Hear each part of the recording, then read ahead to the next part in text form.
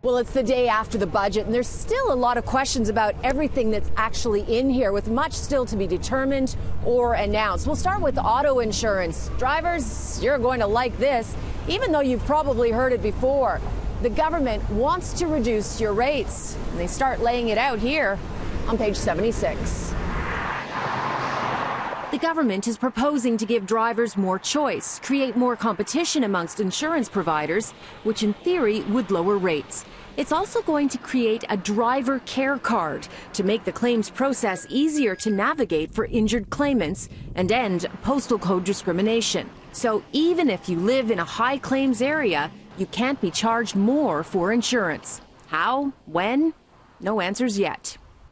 The government is also going to dramatically change public health across Ontario. This unit here in Toronto is one of 35 units across the province. They're going to consolidate them into 10 and reduce funding by $200 million.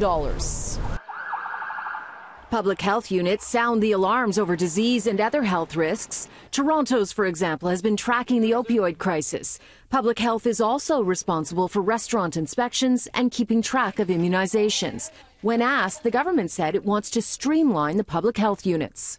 Well, the budget has left Toronto Mayor John Tory fuming. It's cancelling a planned increase to the city's portion of the gas tax revenue that it was counting on. It means a loss of about $1 billion to the city's coffers over the next 10 years.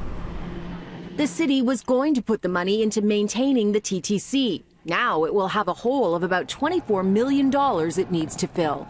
The move comes as a surprise to city officials, and it breaks a PC campaign promise. And legal aid will be cut by 30%, and the government has issued an edict. No more legal aid for refugees. It maintains that's the federal government's responsibility.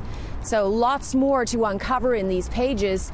It could be months before we understand and realize all the implications of what's in here.